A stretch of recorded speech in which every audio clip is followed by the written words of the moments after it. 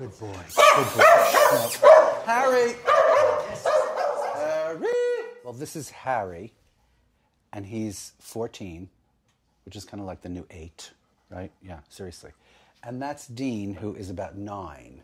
Harry came from this place called Biscuits and Bath, which is this wonderful shelter on the Upper East Side. Dean is from this crazy place that doesn't exist anymore, which is a JFK airport. They used to have like a dog rescue at JFK airport, like in the back somewhere. That's how Arnold, my husband, who rescued Dean, describes it. Oh yeah, like in the back of JFK, as if JFK is one place, right? Like one building. This is like Spanx. Now you know what Spanx feels like, right? Discipline has a very broad definition in this house. Seriously.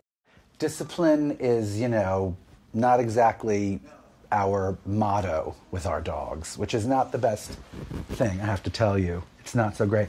We appeal to their best human facility, which I think is a mistake, probably. Oh, you don't want to do that, do you, Dean? And then, of course, that means, it's not about training your dogs, it's about training yourself. I have trained myself to care less about dog hair. I am the most shallow bitch in the world. I can only love like a handsome dog, right? Yeah. Harry looks like Errol Flynn. Did you notice that? He has the proportions of Errol Flynn. Harry's not Clark Gable. You know who I think of when I look at that dog? You wonder why, but Ben Affleck, I think he looks like Ben Affleck.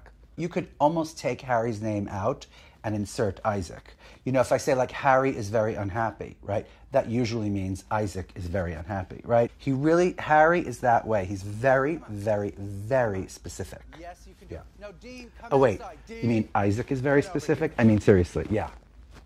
Mm-hmm. Dean. Oh, no, Dean. No. Really, Dean? Really? Really? Fine. Really? See, this is discipline when I go really.